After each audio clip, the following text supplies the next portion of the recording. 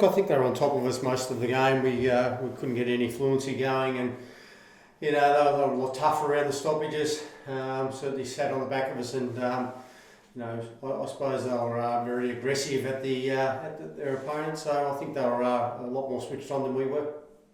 I guess yourself and Brownie throughout the year have both talked about how much respect you have for Lonnie and just the talent they've got in their team at the moment. I guess did they really just deliver what you're expecting today? Yeah, look, I think probably over the last 6 weeks they've probably been the form team in the competition. I think they're kicking nearly 100 points every week. So when you're able to do that, you're going to win most games. They've certainly got some very good talent, but I think they matched that with their effort today. I thought they outworked our players, and certainly a lot harder at the footy, and certainly showed us the way a little bit, I thought, today. So you mentioned that you thought they were on top for the majority of the game. Obviously that third quarter, 6 goals to none. What do you think happened in that third term that saw them being able to hit the scoreboard so freely, I suppose? Yeah, look, I think their midfield got on top of us. They used the ball really well through the middle and the back half. I thought their back line ran really well and linked up really well against any pressure that we had in there. One of the things that we've been trying to do is get a lot of forward pressure and pressure through the midfield. We weren't able to do that today, but I thought they moved the ball really well through the middle of the ground, and we probably gave them too much room to be able to do that, and then they got a lot more entries into their 50 than we would have liked. Obviously Josh was probably an expected laid out due to the concussion from last week, but Gilby and Nick Dodge out as well. I guess for Nick particularly, was that just not quite right to come back into the team? Yeah, he flew over on Thursday, trained with us, and just put up a bit sore, so we decided not to risk him. And obviously Josh and Gilbs were going to play this week with some concussion issues, so a few young kids come in and got an opportunity. I guess with the run home now, you are still sitting in a pretty good position to only have 2 losses for the season. Do you view today as being a bit of a blip on the radar and just kind of an opportunity to assess some of the areas for improvement you need heading into the business end of the year? Yeah, no, I think it's probably been coming for a number of weeks now, and to be honest, I was a little bit of concern going into the game. We'll do a big review through the week, and as told the players after the game, we won't be going easy on them. I think we've probably let a few things slip, and I think Launceston exposed quite a few areas of that we're not that strong in. So we've got a lot of work to do to get back to where we want to be. Absolutely. And I guess Tigers next week back at home, good opportunity to play at home again against a team that on their day can really trouble anyone in the competition. Yeah, look, I think I mentioned last week or the week before that probably the top 5 teams have got really good midfield, and I think if we get to the stage where any of those midfields get on top of the opposition, they're probably going to win the game, and I think Launceston did that today, and Tigers are certainly able to do that next week. So we need to review and get back on the saddle and start again on Monday. We certainly won't dwell on it for too long. We'll do a review, pick ourselves up, and dust ourselves off, and look forward to the next week's game. Yeah, that was the next question I was going to ask. I guess you are still sitting just with the 2 losses for the year, so I wasn't sure how long you would be dwelling on the game, or is it just one that you take a quick look at and then push aside and really just focus on, I guess, the positives that the boys have shown throughout the year today? Yeah, I think we've got to focus on the areas that we got smashed in, and we got smashed in pretty much every area of the game today. So, as I said, we've probably been just glossing over them, and a loss certainly gives us a good opportunity to take stock of where we're at and do an honest review of the players, which we normally do, and we probably haven't been doing that over the last few weeks. So I think guys have just got into some pretty lazy habits, and maybe even just getting through games on talent, which is pretty annoying.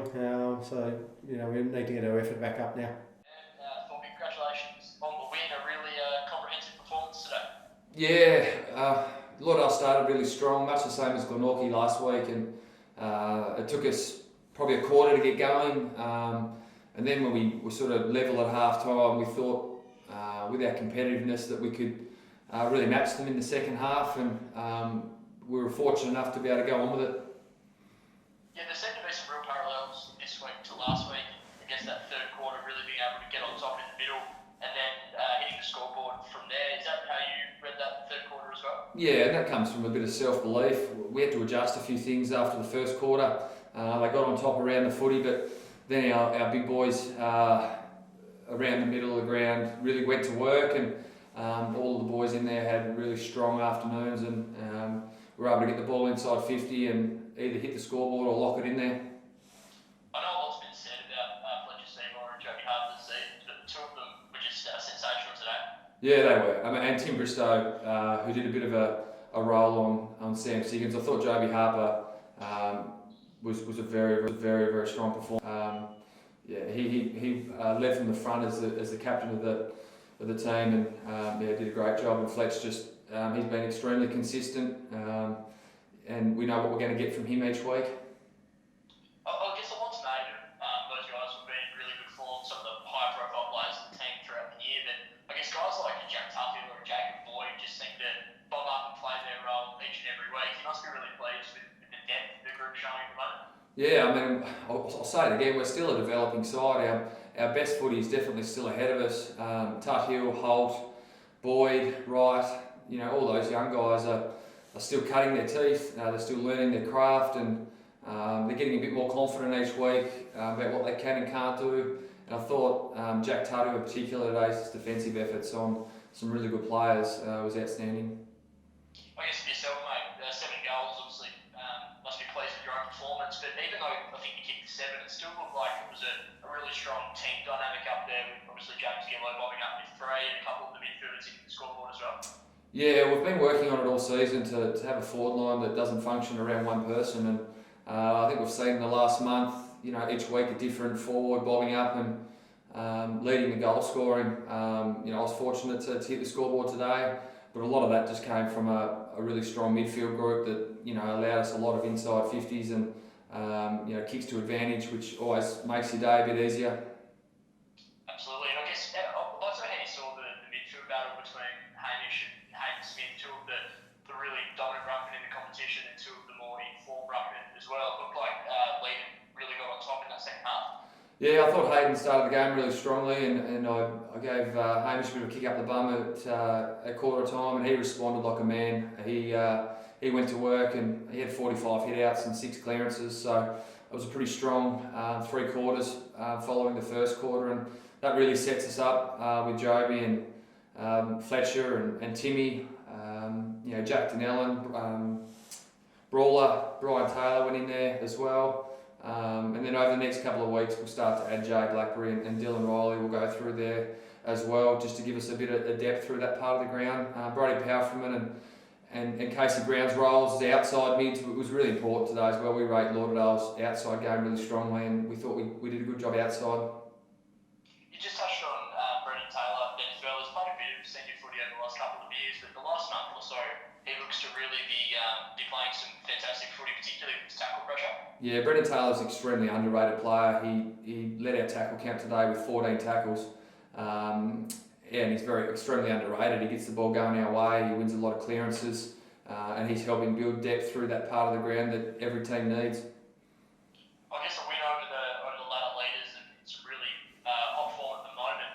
Is there a bit of a message from you just to keep a lid on it? You mentioned a few times that he's a very young, developing group. Is it a bit of a challenge to try and keep everyone level-headed as to where the team's at the moment? Yeah, we've got a really good group and a really tight group, and we're pretty clear on what we want to achieve on and off the field this year and into the future. So I don't think I'll have a trouble keeping a lid on it. We're third on the ladder, they're first. That's the reality of it. They've got the runs on the board and we don't. Whilst today was a really strong performance, we've still got some work to do. We've got to become better for longer. We've probably only played 3 quarters today. And if we want to be successful, you need to play for a bit longer than that. So we really understand where we sit in the pecking order. We've probably locked ourselves in for a good chance to get a double chance, but we've got to make sure that we knuckle down and get sure that we and North Hobart next week presents another opportunity and challenge down there.